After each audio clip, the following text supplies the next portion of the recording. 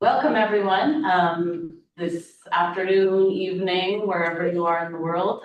So delighted to have you. I am here in my classroom, so my students and I are delighted to join the MESA Global Academy Fellows and all of you who are online with us as well. Thank you for having us. My name is Lara Smith. I'm the director of the African Studies program at Georgetown University. We're delighted to be part of this with the MESA Global Academy.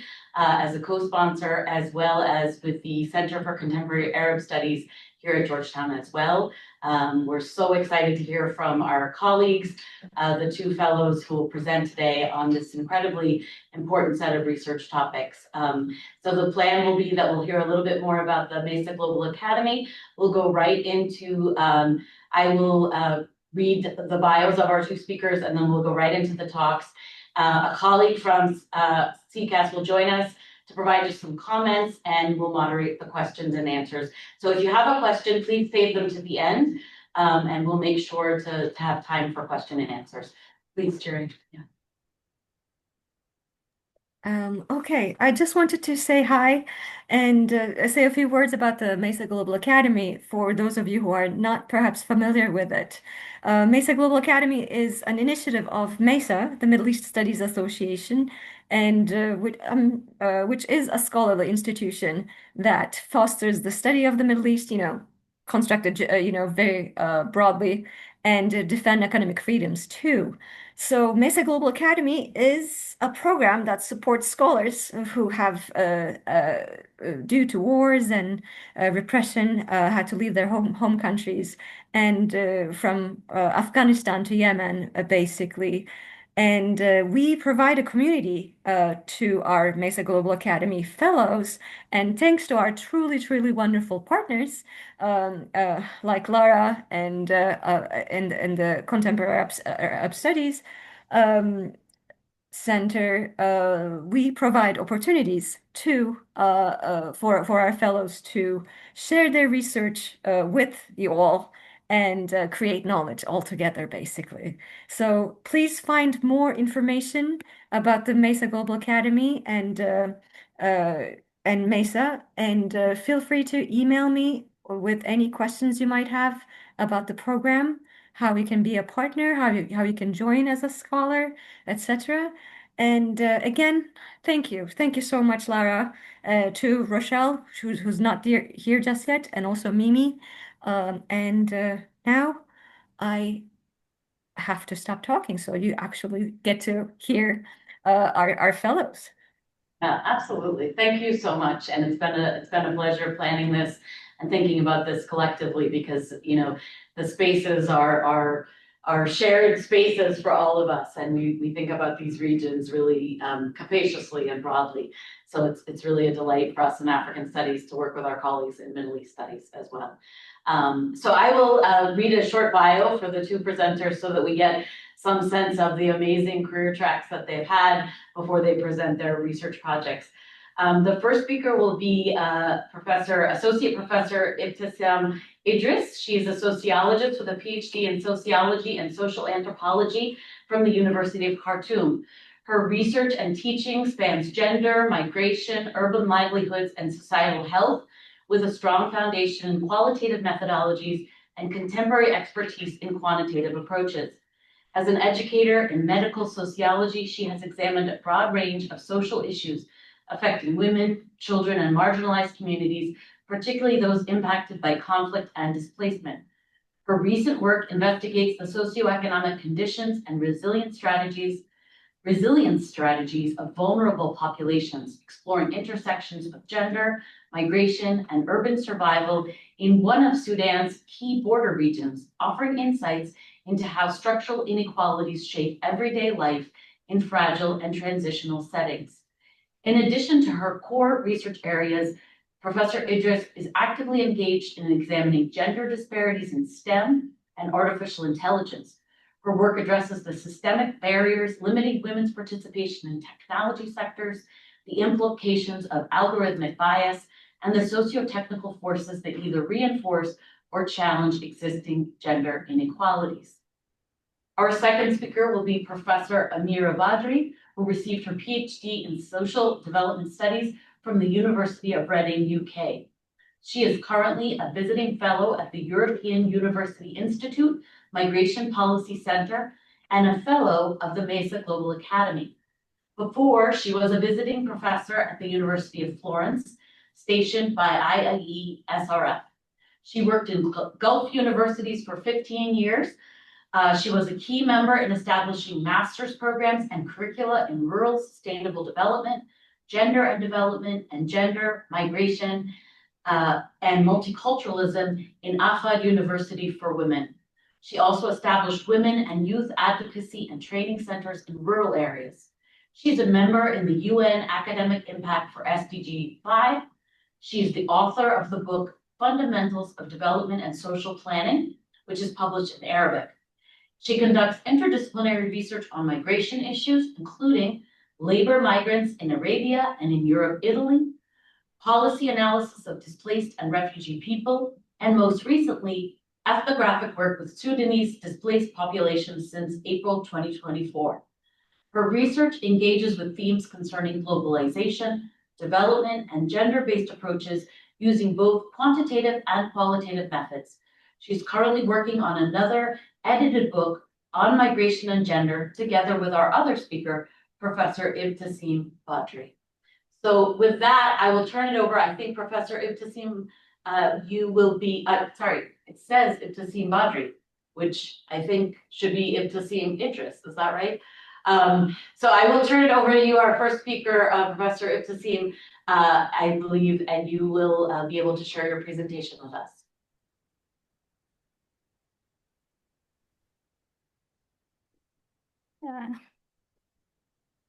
Hello, everyone. I am Ibtisam Idris from Sudan. I would like to extend my sincere gratitude to MESA Global Academy and to the African Study Program for this opportunity to share my insights from my research on the livelihood of Ethiopian women.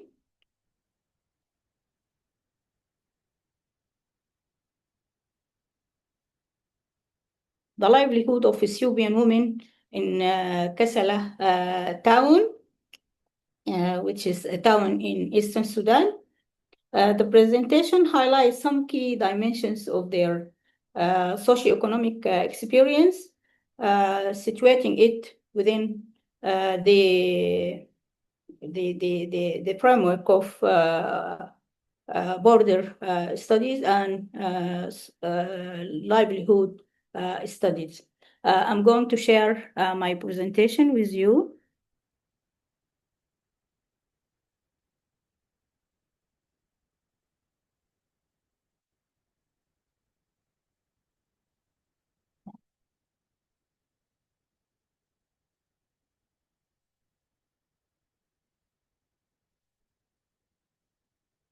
Yes.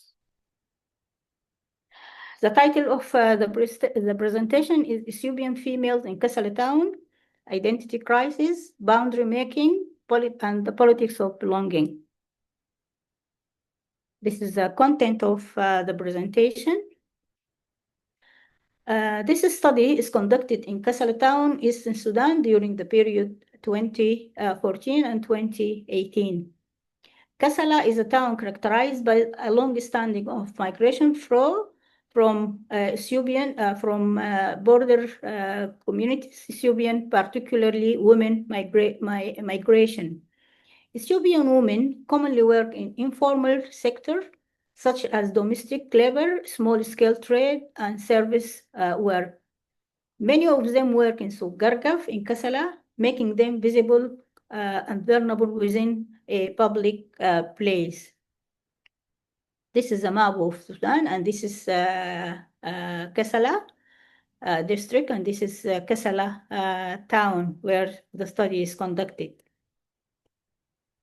This paper examines how Ethiopian migrant women in Kassala negotiate cultural identity, social boundaries, and public belonging in a setting with cultural expectations are strictly policed.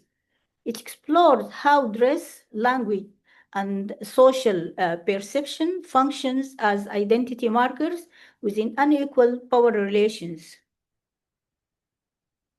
I collected the data through ethnographic observation in Sugarkaf, Kassala market, and in housework. Also, I used informal conversation with Ethiopian women working in coffee shops. I also did 15 focus group discussion with Ethiopian women in their homes and in their workplace, and another 13 focus group discussion with Sudanese, each group with 7 women, and the main group with six men. Through informal conversation and focus group discussion, the study highlights the everyday negotiations and identity crisis faced by marginalized Ethiopian migrant women. My observation and discussion sparked a reflection on how Ethiopian women navigate their identities under the pressure of social scrutiny. Of course, I should abide with ethical consideration. Given the participant vulnerable migrant status, names were withheld, no audio recording were used, participation was voluntary, sensitive topics were approached cautiously. And as a Sudanese researcher, I recognized my positionality within the existing social hierarchies and aim to minimize potential bias or reinforcement of local stereotypes. And I'm going just to start with the findings of my research, or part of the finding, not the whole finding. It was an early sunny morning. I was shopping in Sugargef, a marketplace.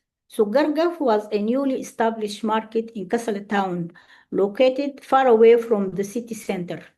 Numerous shops and restaurants have opened, filling the air with a strong aroma of food and coffee. The sound of Ethiopian songs drew me into one of the restaurants. The place was clean, though simply furnished with only a few uncovered chairs and tables. On one of the tables, a water container along with a tea and coffee cups had been set out. The rich aroma of coffee seemed to tempt several young men who entered chatting among themselves and settled around one of the tables.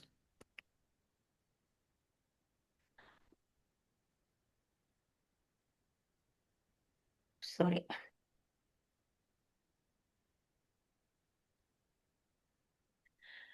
I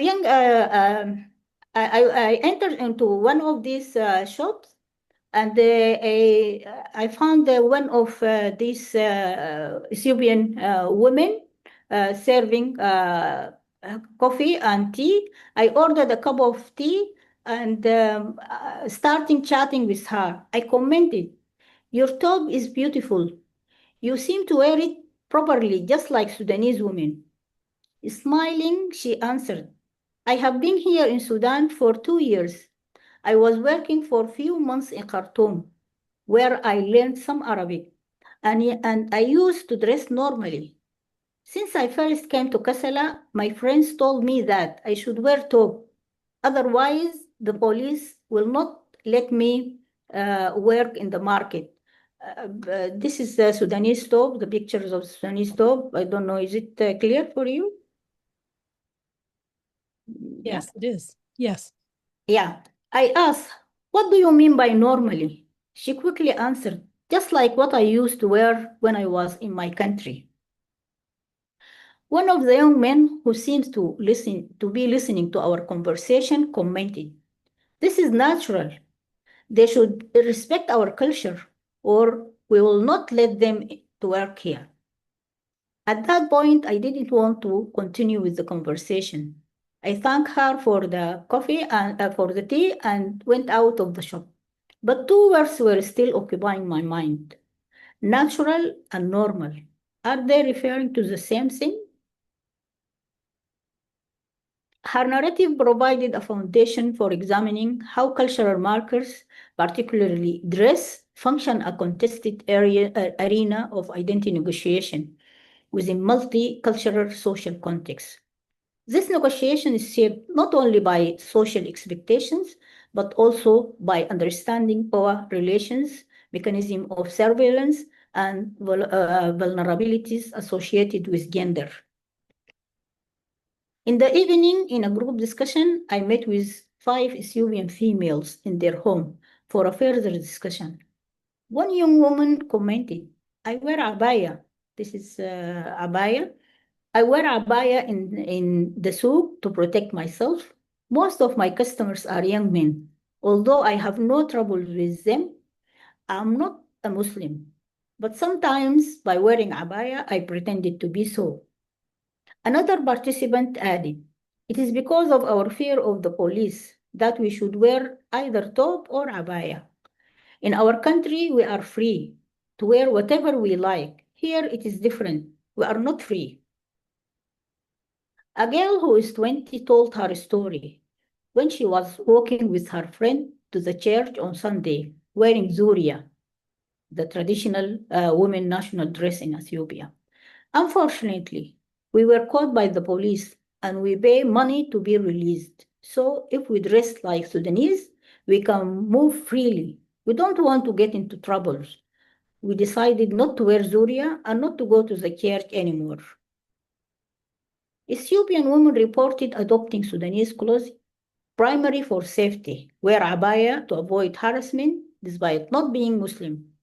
Others abandoned traditional zuria after police detention. Some stopped attending church in order to avoid religious identification. These strategies illustrate how cultural identity is constrained by social expectations and surveillance.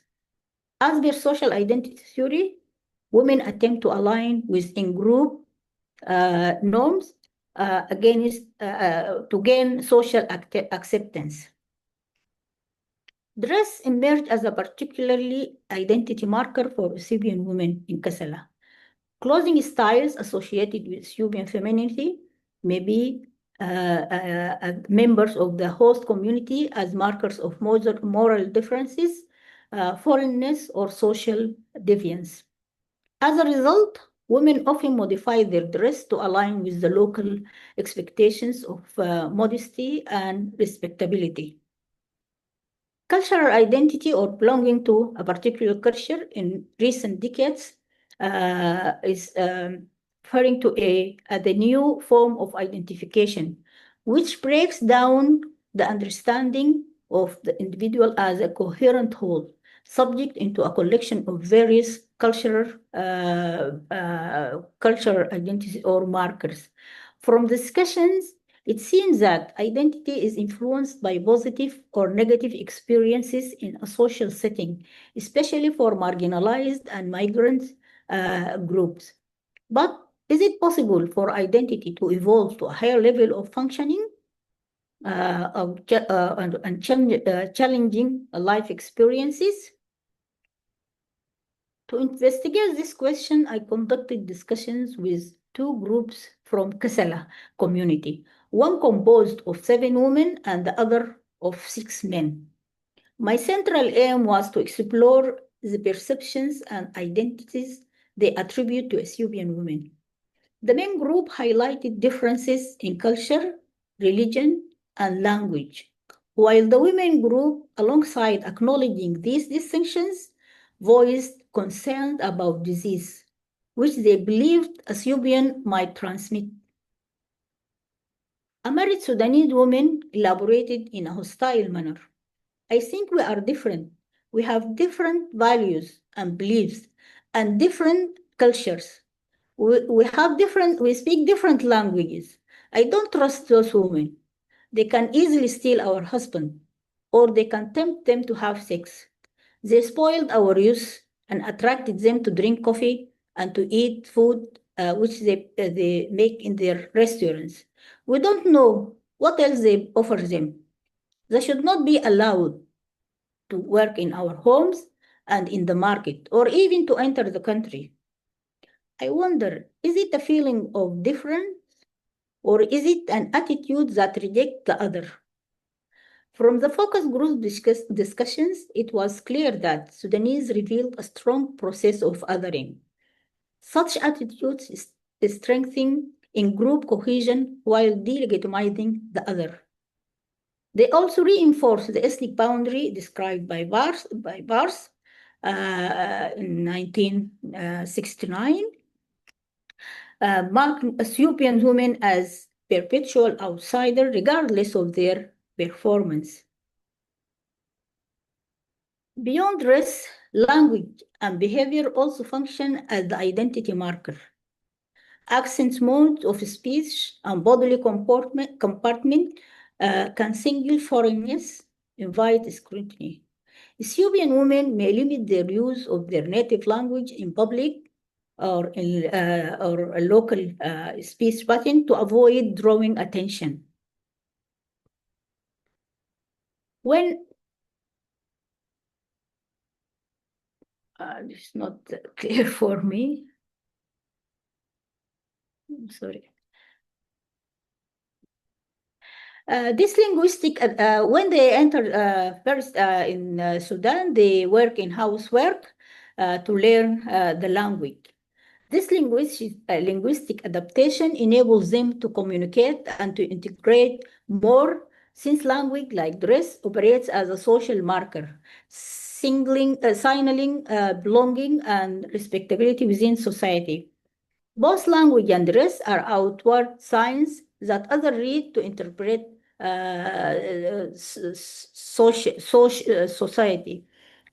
social group, sorry.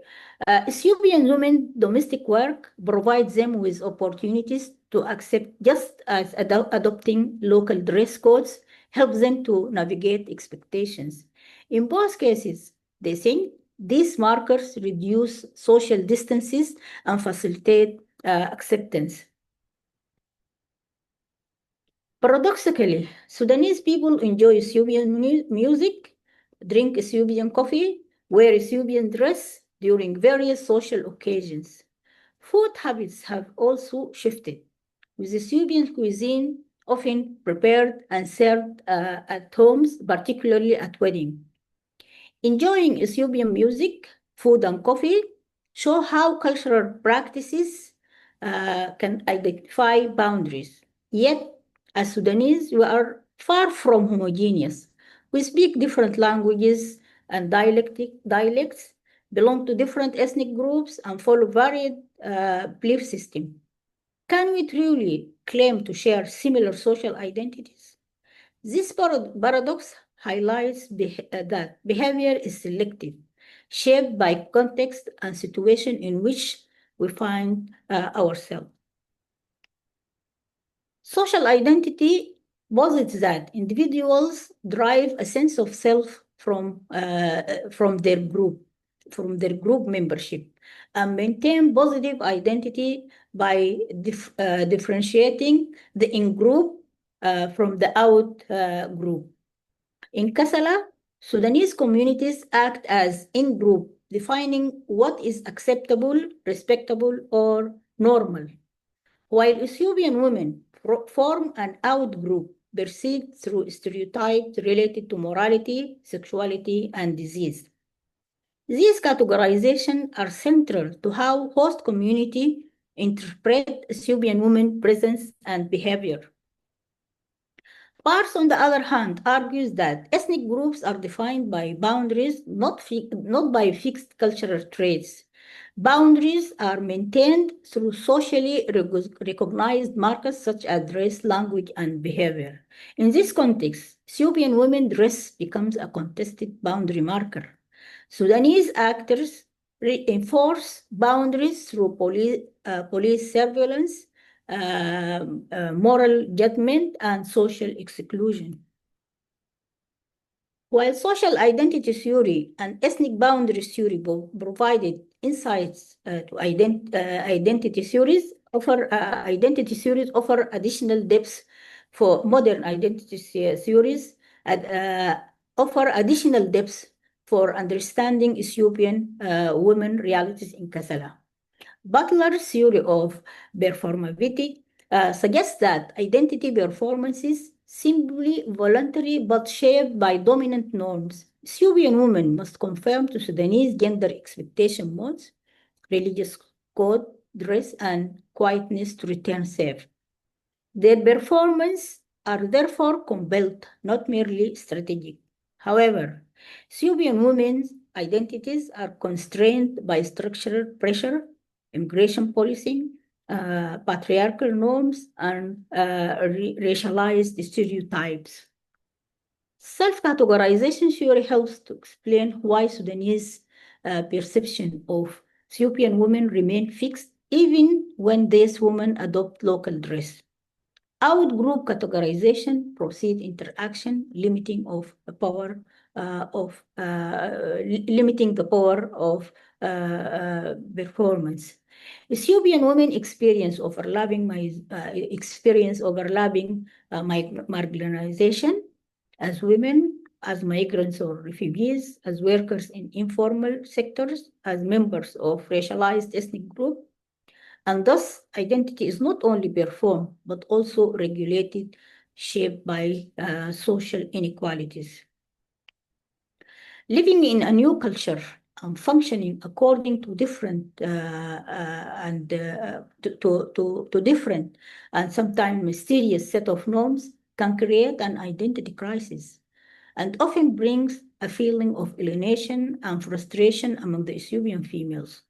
For the Ethiopian women, an identity crisis emerged as they were living between Ethiopian cultural heritage and Sudanese social expectation. Thus, they experienced alienation, restricted cultural expression, religious suppression, fear of legal penalties, and social stigma, constant negotiation of safety. Yet, they also demonstrate agency through protective dress strategies, friendship networks, assertiveness, spiritual practices, adaptive forms of self-presentation. So in conclusion, through the combined lenses of social identity theory, ethnic boundaries, contemporary theories of identity performance and intersectionality, the Ethiopian women in Kassala reveal how identity is shaped at the intersect of gender, migration, ethnicity, and power. Their everyday negotiation demonstrates that identity is not only culture, but governed by boundaries, surveillance, and unequal belonging. Their strategies of adaptation illustrate both vulnerability and agency, offering them into how marginalized migrants, women navigate complex border land societies in Kassala. By linking ethnographic observation to ethnographic observation within this framework, the discussion demonstrates how individual narratives illuminate structural constraint. Women stories of concealment, adaptation, and emotional struggle are not interpreted as personal coping failure, but as evidence of systematic misinterpretation of inequality.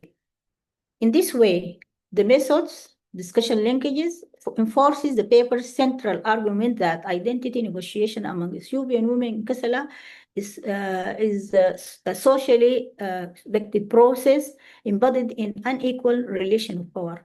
The experience of Ethiopian women in Kassala also invite a critical interpretation of regional border policies and refugee protection regime that fail to capture realities of forced mobility in the Horn of Africa. Thank you for your attention.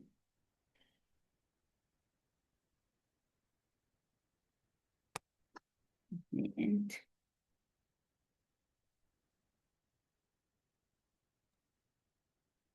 That was amazing. Thank you so much, Professor Idris. We look forward to having discussion about this with you more. And I think we'll go straight into Professor Badri's discussion presentation now. So maybe I think you might need to stop sharing and then Professor Badri can share her slides with us.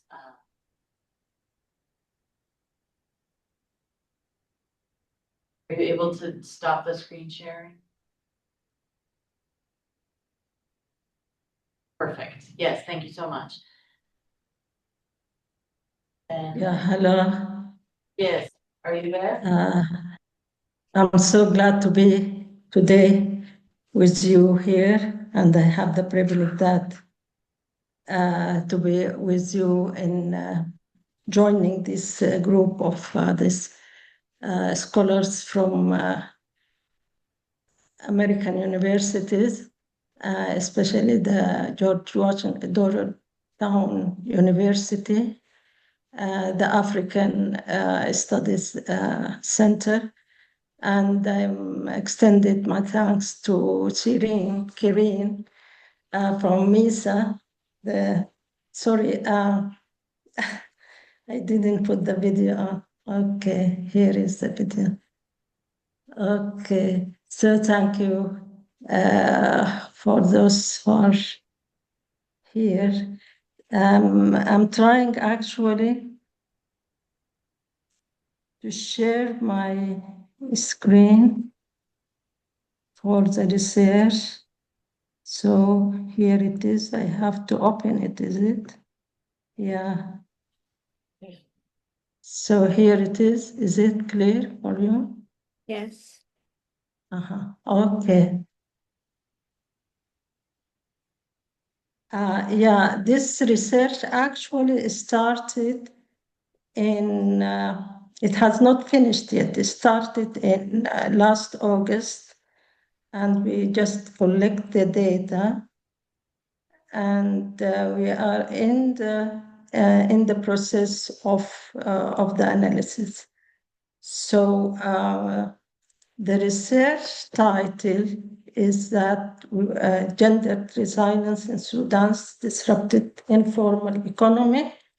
We are trying to study the displaced small traders in Omdurman.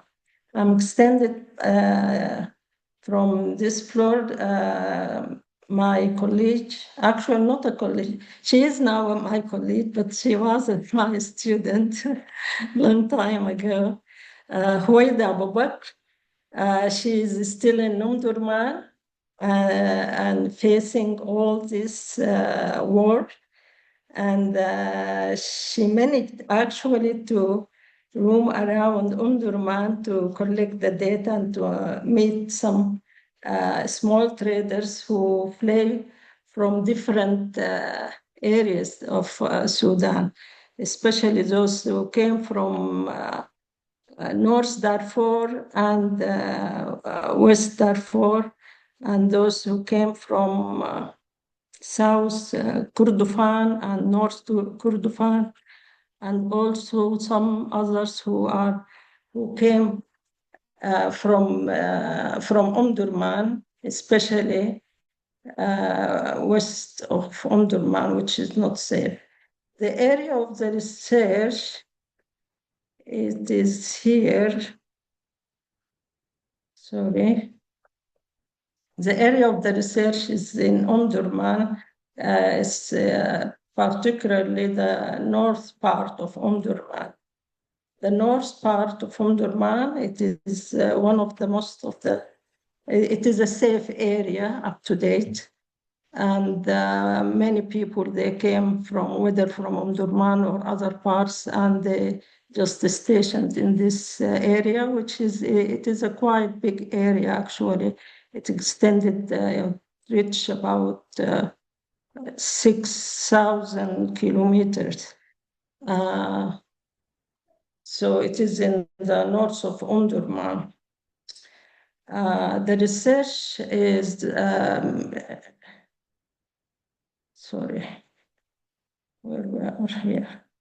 The idea of the research actually, which I put it on my mind, is I asked many questions on this, is that why we have to do this research. One of the most important question is that to visualize the livelihood of those people who are displaced, especially the displaced, the small traders, because there are many categories of small traders. So we just want to map actually those who came from different areas and they are displaced in Omdurman, how they survived, and also the laboratory of the gendered urban economic resilience, because there are of also many women that are just using different survival strategies to manage their livelihood. The third question I put it on my mind is that to look on this informal small traders and to think of a transformation of alternative systems and means of livelihood, whether during the war or after the war or for the long term. So after I just read very quickly the analysis or part of the analysis, I found that war didn't destroy the informal trade, but it rewired it. And here, what we mean by rewire it is that the displacement reshaped the informal trade system into a kind of adaptive conditions. They bring women and men together in a gender relations for survival. And also they put a moral grounded livelihood strategies. And what do I mean by this? Now I'm going to explore more on these three issues, which pulled me to put the research questions. Before that, of course, we have to know about the importance of the research. What is this research is going to serve? Three things. One is that remodeling the microeconomic system for poverty alleviation. And this is the most important thing, which I think that not only me, of course, but all those who are interested in poverty alleviation, they have to remodel the microeconomic system in Sudan. The second thing is the potential investment in the material and the social capitals, which we have it. In Sudan, we have a real potentiality in both material, culture, and the social capital, the people. The people are there. The third important reason for this research is to contribute also to the literature of forced migration, gender microeconomics, and the new urban settings. So these are the three main areas where, of course, there are a lot of literature on this, but still, in particular in relation to the situation in Sudan now and in the future of the Sudan. The research questions, of course, the research, it is a phenomenological, ethnographic, qualitative research. So they are, at the beginning, me and my colleague, we put a draft of questions. But from the analysis, the preliminary analysis, actually, we found that we have to put some more other questions, of course, as you know. So the three areas of questions are how traders are differently by gender in the resilience and change. What strategies of survival they used, and what in between these two questions, there are some factors influence their decisions. What to do, how to adapt, to the new settings, what survival strategies are there, and so forth. So the participants, they ask themselves a lot of questions about how to get of this kind of crisis. Here it comes, the resistance to change, the avoidance of risk-taking, and community. Within this, between adaptation, opportunities, and seeking of new opportunities, and to do creative things, and to do new kind of patterns of livelihood, it comes a crisis of humanitarian, that the traders themselves, they start to sacrifice from a profit benefit to a moral economic values.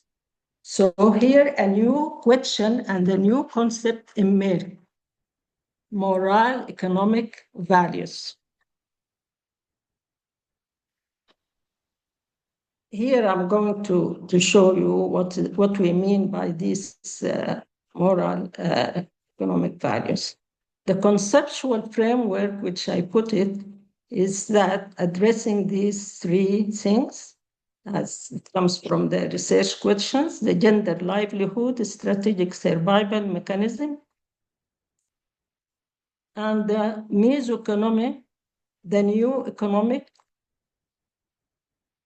and the cultural morals and values. This is what we mean by the economic, the moral economics, which is that the people, or the Sudanese people, as some of you know, the culture of the charity, which we call it part of the religion. It is in Arabic we call it sadaqah. So sadaqah is a charity. So here those small traders, they start to convert their process of making a profit into working with the people in order to survive, or to help others who do not have any kind of shelter and food and all this stuff.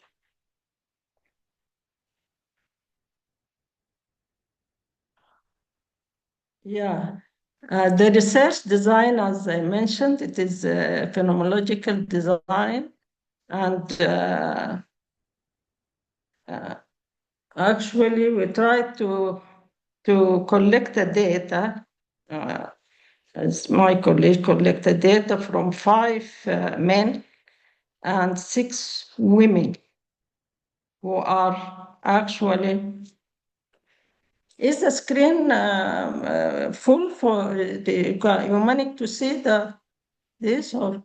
No, Dr. Amira, it's a little bit small. If you could either display it, like push the from current slide at the top, then it would be bigger, or make it bigger down at the bottom. Either one of them would be helpful. Yeah, it's a little hard to don't read. know. Actually, yeah, suddenly I found myself that it is. Mm-hmm. If you go down to the bottom right, Is it they're okay perfect. now? Is it okay now? Perfect. It's perfect. Okay. Sorry, because suddenly I found myself that it is maybe it is not the full screen. Okay. So those are the people. Some of them, they came from North region, Dongola, and some from West Darfur, some others from South Kordofan and White Nile, which is and from Khartoum states, mainly from Omdurman and Bahrain.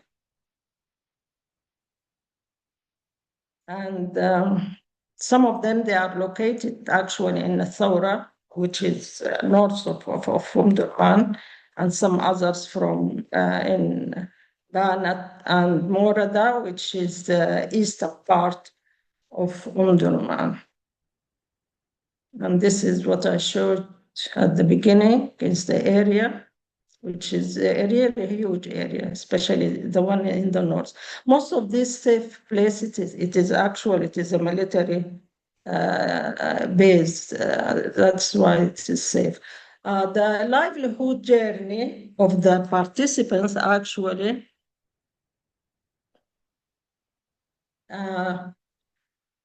I put it in these 5 or 4 stages. The pre-war, in which that the participants are full over their livelihood better. They know what to do, and they manage very well their resources. When they come to the displaced or actually decided to move, they suddenly lose their assets and their income. So they're displaced and they adapt to a new strategies. In this stage, there are 2 sub-stages actually. The stage of managing, and actually they start to themselves to map the area, what resources are there, how they can manage their own resources, what alternative mechanism of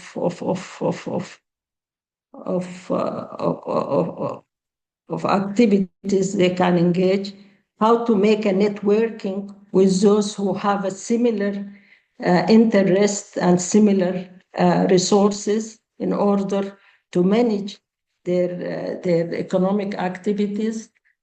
And the last stage, which I put it, is that the way out after the war.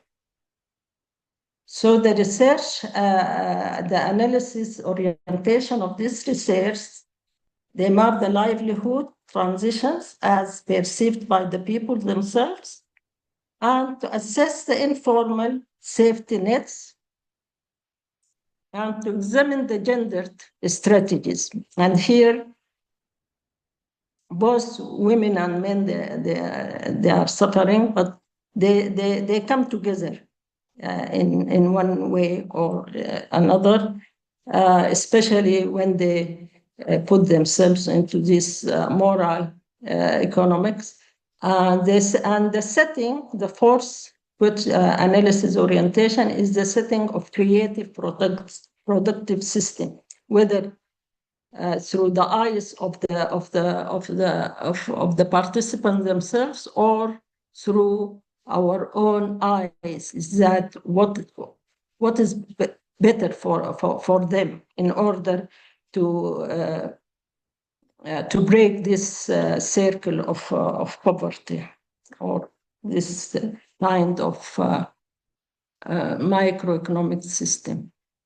Here, I just want to share with you the female respondents, the pre-war livelihood, and the new adaptive economic strategy, which they use it after they settled in this North Omdurman. So, for example, we have Fatima, 48 years old. She's from Western I think it is West North State.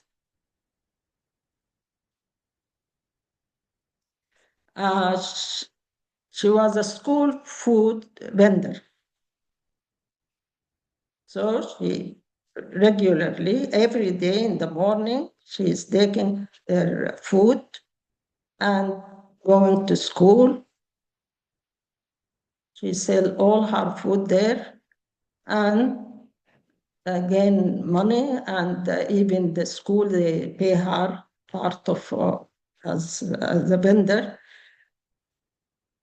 But after that, after the war, the displacement, urban setting, she became as a home-based food production, and she sell her food on the street. Yes, so this is really a chaos.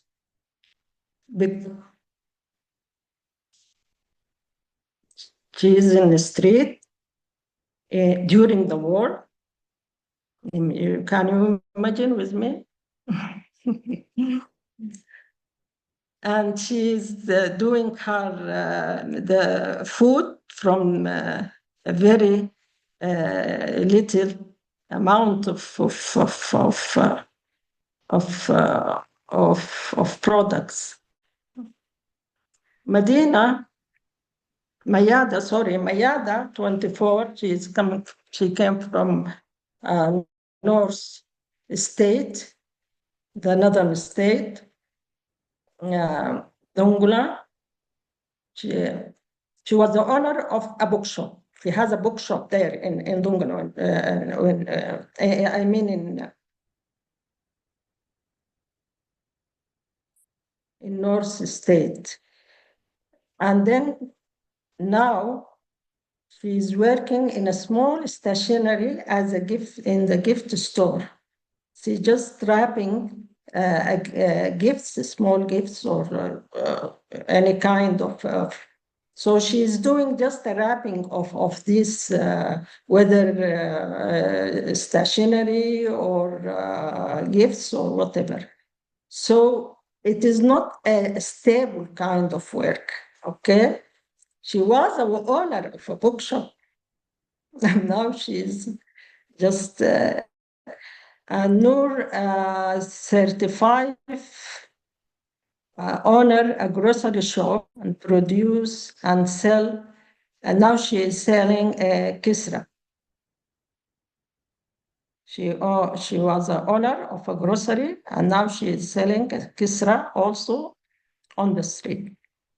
Mariam, the food business in Durman market, and she owned a small shop.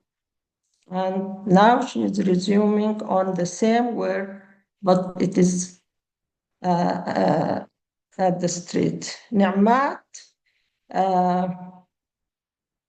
from East Durman, she owned a dressing shop, and now she is sharing with some friends. And this is one of strategies that they're forming a small networking with the friends who are also working on dressing shops in their own areas, and then they start to share their resources and they started a mobile boutique. The male, actually, the participants of the men, Abdullah Rahim, livestock, no, but the men actually are more, it seems, are more richer than the women. They own the livestock, and now he has a butcher.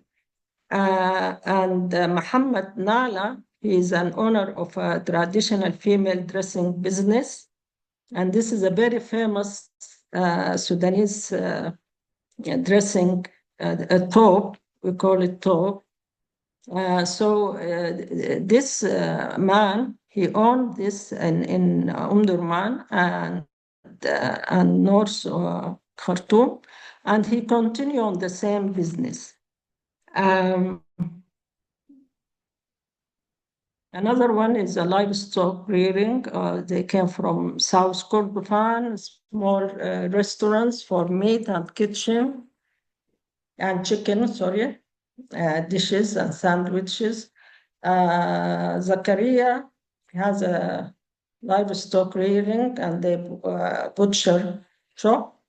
And Adam, who is from North Darfur, he owned, he is a goldsmith, and he also owned livestock. He's a rich man, actually. Now he's shareholder in local market business, because he lost some of these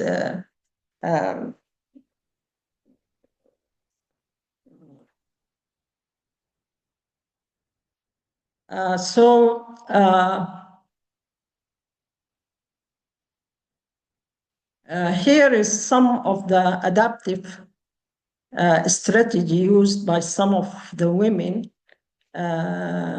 someday starting. Most of the women actually are producing their food inside their homes, and they sell it outside, not like before the war. They have proper, some of them, they have a proper shops. Some of them, they are surrounding also the shops, the tea selling. So these are the most, it is a common actually process of livelihood among the women. Mish, it is production, it is fermented yogurt with herbs.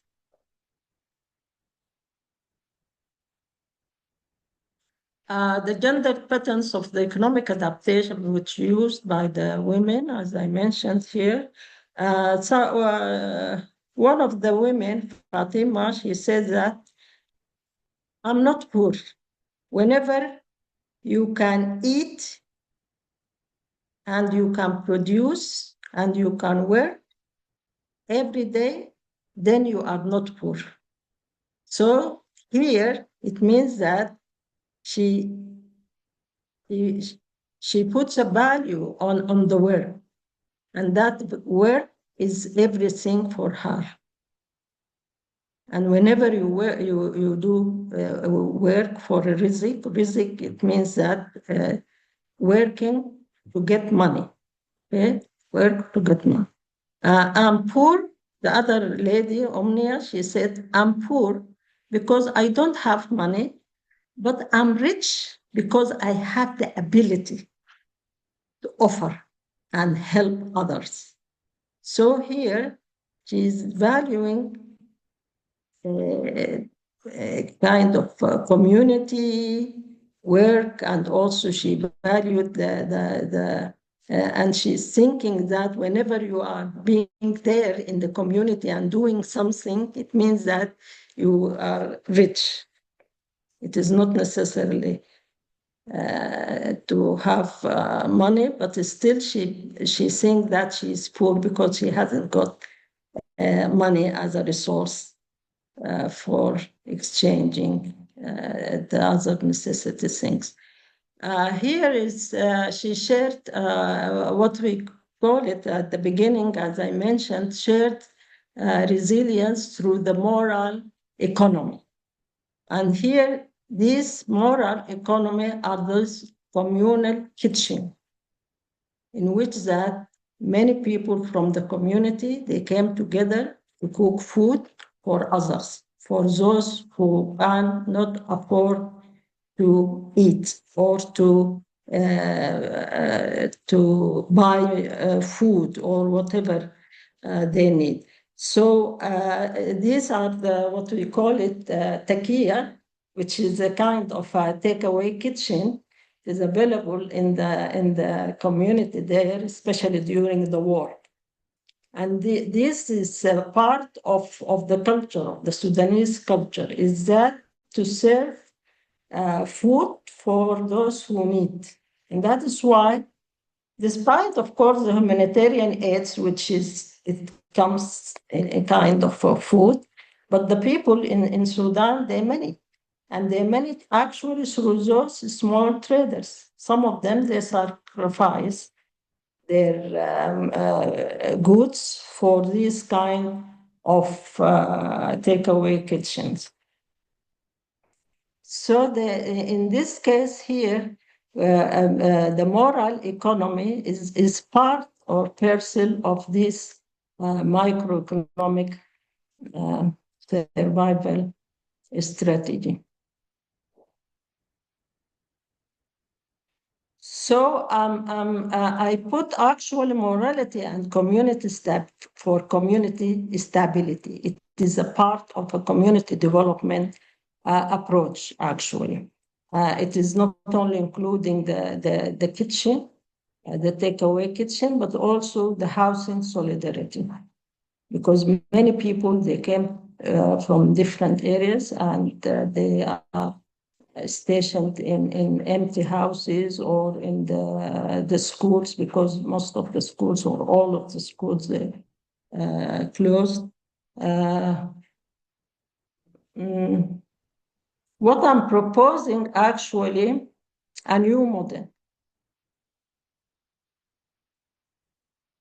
This is the part of the conclusion of our analysis, is that I proposed for a new model, a model that either ready to have a radical change for the microeconomic system,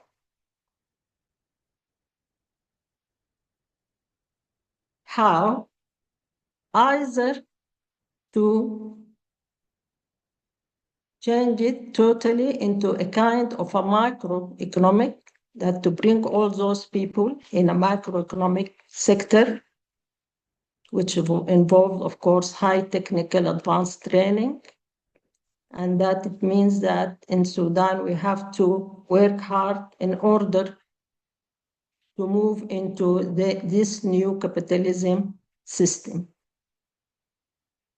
Alternatively, it's just to take those who are in the microeconomic stage, one stage, maybe in a kind of a cooperative system, which is a MESA production and marketing system. And these cooperatives, of course, it also it involves or it needs a kind of vocational training centers. In between is the socialism approaches, which is also it involves industry, and it is industrial based actually, but still it is a combination between the macro and the cooperatives. Or maybe the cooperatives can be a stage between the macro and the socialism approaches.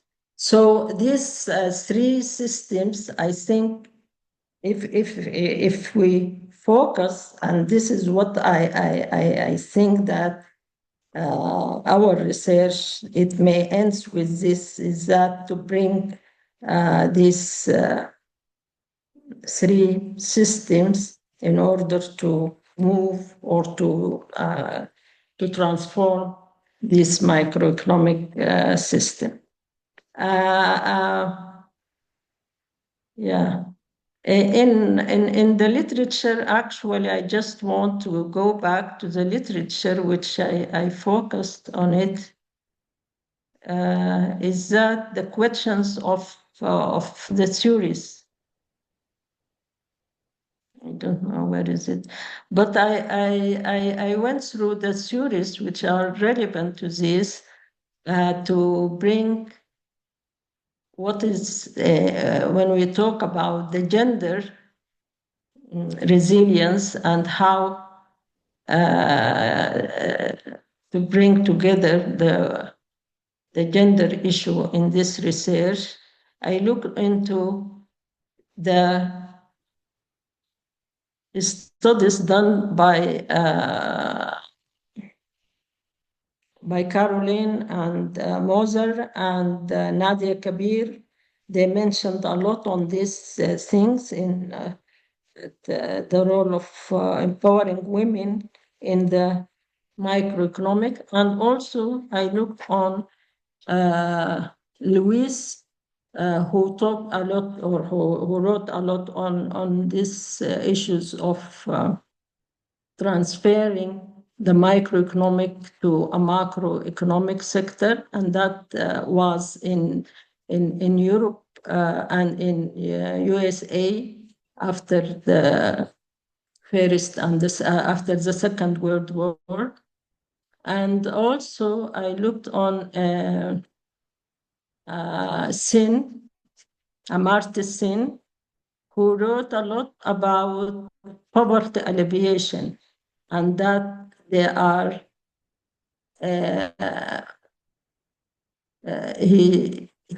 he mentioned that the capabilities of human beings are the key factor for poverty alleviation, that the people are not poor.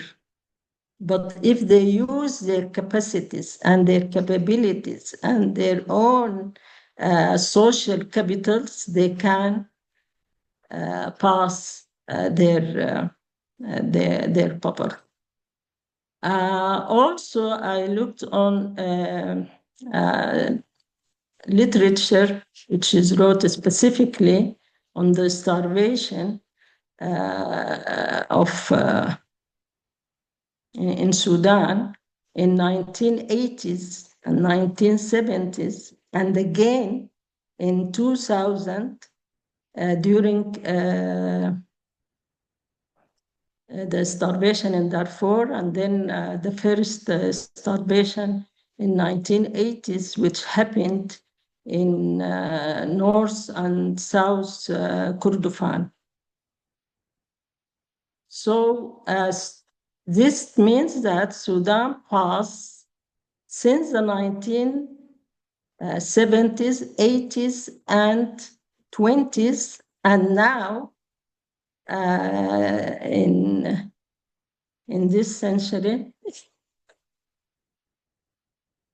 we are passing through different kind of starvation and changing of mechanisms among the people themselves, those starving people and the poor people. They are using different mechanisms of survival. So this is what I think the research should come with a new model to break down this circle of poverty, which is extended along almost 50 years. Thank you very much.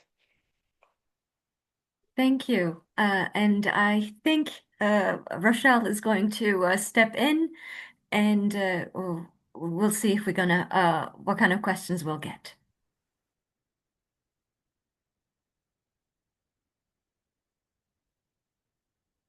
Thank you, Dr. Amira and Dr. Ibtisam, for these really important and powerful presentations of your research and the findings that you had. And we have at least one question from the audience. And so I would also encourage other people in the audience to type your questions, or if you're in the room with Professor Smith, I think you would have to raise your hand. So Laura, you'll have to jump in.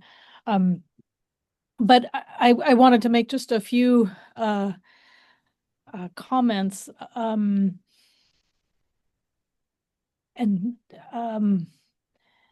Dr. Amira, if you could stop showing your screen, that would be great. I think you hit the green button at the bottom and it'll tell you stop share. There you go. Thank you. Okay. Thank you. So I wanted to start with Dr. Ibtisam's research, and I think you gave us all a lesson in your unique and careful methods that were really designed to access and be sensitive to communities, and you thought about local stereotypes and all of that. So thank you for sharing that information. And I think the one real question, I'll ask you a question and I'll ask Dr. Amira a question, and then we can turn it to each of you to answer, and then we'll go to the questions from the audience. Given that Kassala is so close to the Eritrean border, I was really curious to hear from you that there were these really strong ideas about what Sudanese did, and that there hadn't been more kind of crossover and sort of that Ethiopian women could be so observed by their dress, and then once they sort of changed their dress, then they were a little bit easy. It was easier for them to move around, and yet And so I was wondering how much the nation state and that national identity plays a role, and if there's other identifications that Ethiopian women can tap into that aren't just Ethiopian, if that makes sense. My question: can they move more smoothly if they speak other languages that are spoken by the people of Kassala, for example? So that's one question, and let me ask Dr. Amira a question, and then I'll turn it over to you each. Dr. Amira, I was really interested to hear and for you to describe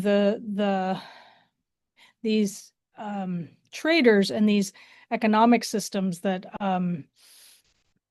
people were able to remake in the context of the war. And I really appreciated how you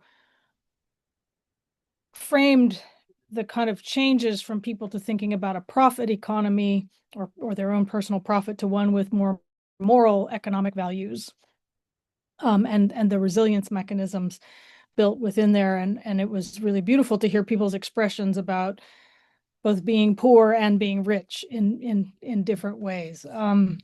And I was wondering if you could talk a little bit more about how people were thinking about, or why you as researchers were thinking about proposing new models and new systems of how to integrate people into a larger system in this continuing sort of situation of displacement and war. And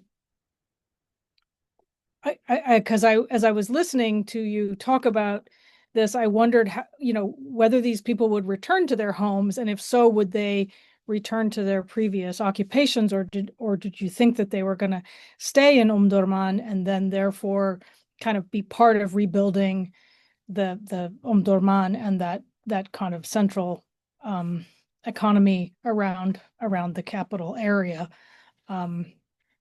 Or were they going to go back to where they had come from? So those are my two questions. And Dr. Ibtisam, I had kind of a second question for you that I forgot the first time. And that was related again to this economics. I was really struck by how many of the Ethiopian women that you spoke with were succeeding economically. I mean, I use success in a sense that they were able to work, that they were working, that they had these kinds of jobs. And that seems really critical to that Kassala had been able to integrate these women into the economy, and they were kind of basically allowed to work and do these kinds of things. And so that seems really important in that sense of them being part of it. And your point wasn't about the economics of it, but was about their social integration. And so if you could just talk a little bit more about that, that would be great. So thank you. I'll turn it over to you two, and then we'll go to the questions from the audience. Thank you. Okay, thank you for your couple of questions. And I will start with the first one. Can they move freely if they dressed in Sudanese costume, whether abaya or top? Most of the respondents who participated in the discussion, most of them are newcomers to Kassala. Although Kassala is historically received migrant women from both Eritrea and from Ethiopia. And the newcomers usually faced a lot of constraints. Although they are legally they enters most of them enters the borders legally because they pay money for the visa.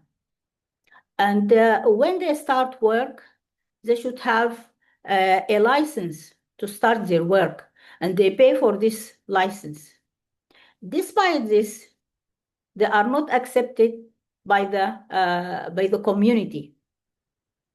And one of my respondents who came to Sudan almost 50 years ago, she still couldn't have to be registered as a Sudanese. And for this reason, she couldn't put her children in the schools. She sent them back to Ethiopia to study there, or sometimes part of the Ethiopian community have their own schools in Kassala. And despite of this, it is a sort of paradox or contradictions. Their existence is sometimes considered as legal, but at the same time they are they can be caught by the police and they face a lot of harassment. And this is a sort of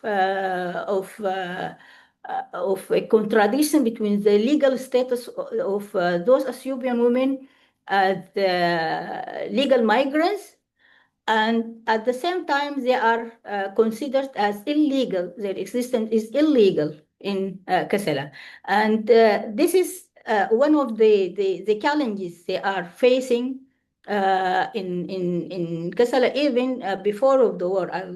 I hope that I can go to Kassala again to see the sort of changes that happen to those women. And I think I partly answered your questions, because they work according to the license they get from from the authority, but at the same time, this license will not protect them if they wear in what is sought as an indecent dress, or because there is a code of dress. They should, if they want to work in, especially if they want to work in the market. So this is a sort of a challenge for the Ethiopian women in Kassala, and even not only for the newcomers, but also for those who stayed in Kassala for many years. So this is one of the challenges they face in Kassala, and even in Khartoum. They face the same challenges. So how to solve this paradox? It depends on how we, to what extent we can give this sort of connections between bordering communities, that they can enter freely, and they can work, and they can go to their countries with to have a legal status of free movement between Sudan and other neighboring countries like Kassala or Gadarif or any other bordering state in Sudan. Great. Thank you. Thank you very much. Thank you. Dr. Amira?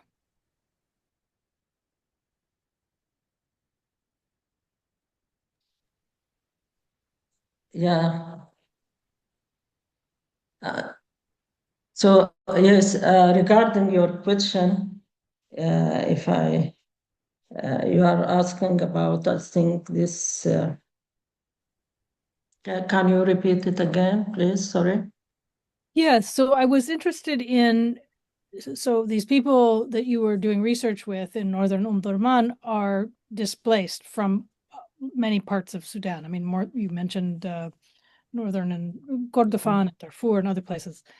So but your Yeah, I research remember now. is Yes. proposing systems. And so Yeah. what are how can these systems be set up if these people are maybe going to return, or do you think people will return, or do you think they're going to settle? And so kind of in the situation of war, what does it mean to think about setting up a system or a model? Yes. Yeah, this is what what the research is looking for actually, and still we are in the mid stage. But I'm thinking of that something in between, something like a cooperative system, which is what we call it as the mesoeconomy, the mesoeconomic. So this mesoeconomy, it means that something, it is much better than the microsystem which is now existing, and those people are practicing or live on it, whether in their own places or now in the displaced places. The meso is something which is bringing those people in one cooperative system, or it can be in a small industrial system in which that they become as employers, and also they can have a benefit, sharing benefit from the products itself. This is the model which I'm thinking of it, and this is part of the questions we ask the people actually, but still we need to refine this. But the tendency is that most of the people still they want to have their own business. The majority of them they want to have their own business. For here it comes how this business is going to survive, and how they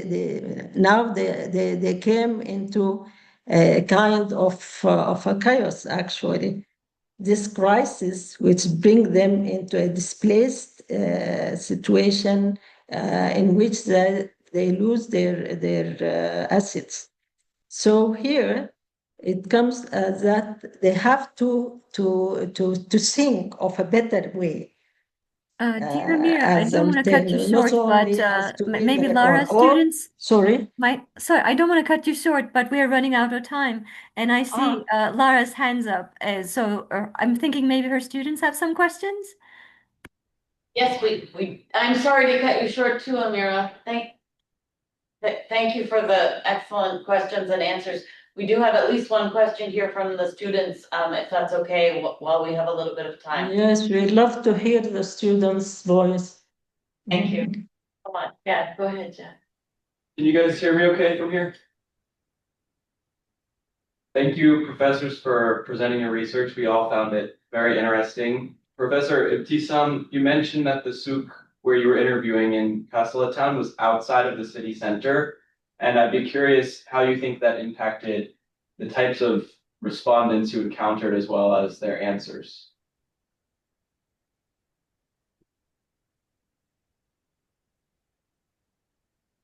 Thank you for your question. The Gargaf market is far from the center because they move the old market in Kassala. They were intending to move some of the activities from the center of the city, and the market is in the outskirts of the city.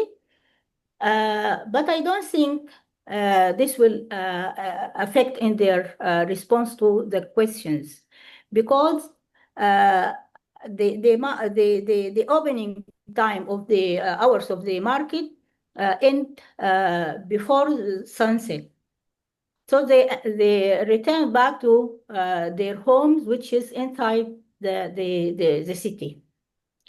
And I conducted group discussion in their homes, Most of the group discussions were conducted in their homes, not in the market.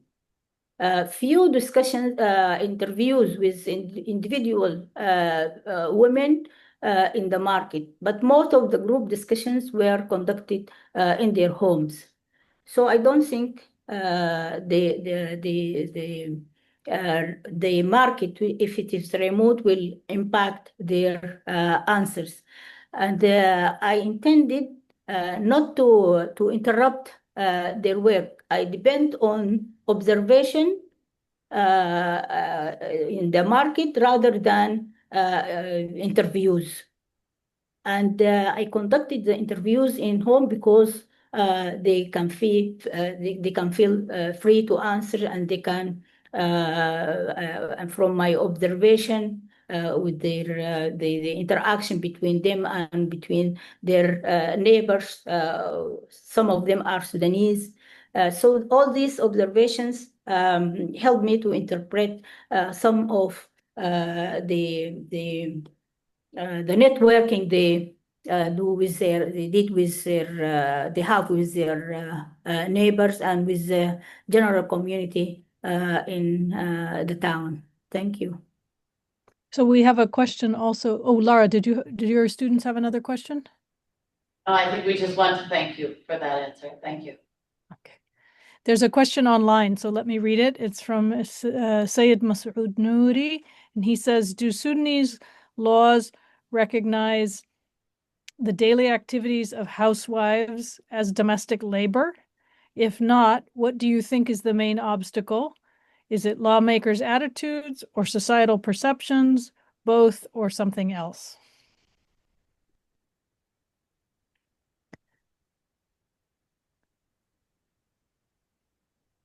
Yeah, domestic labor is not legally considered as labor, especially for housewives. But domestic labor I used here for the Ethiopian women who work in house services, and they have a sort of this is one way of how they can survive. They are paid monthly payment, but at the same time, when they stay at these houses, they eat freely, and they can they can transfer their money to their families in Ethiopia. And for the housewives, it is not considered legally as a paid job. But for the Ethiopian women, they work in this house, and they get money, and they transfer it to their country. Thank you. Thank you. I guess we're at the end of our time, and if you allow me, I would like to thank our speakers today. I personally learned a lot, and I wish we had more time because I had lots of questions for you. I'm also very curious about the upcoming book that I have some questions for that, but inshallah, maybe in another meeting we can get together and talk in more detail. And I am so very thankful to Rochelle and Lara for making this happen.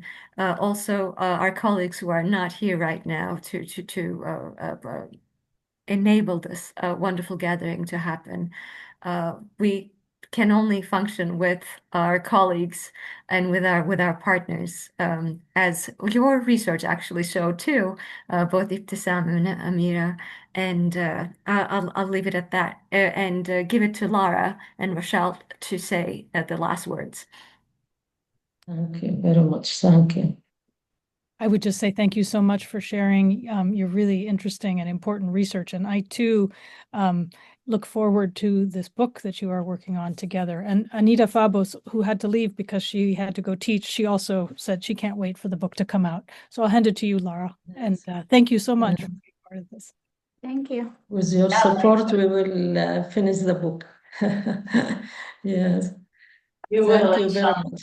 Yeah, I really inshallah. appreciate this. Meet in Okay. person. And Bye-bye. as was said Yeah, thank before, you very much. Yeah, thank you for more. Okay, bye-bye. thank you. Bye. Bye.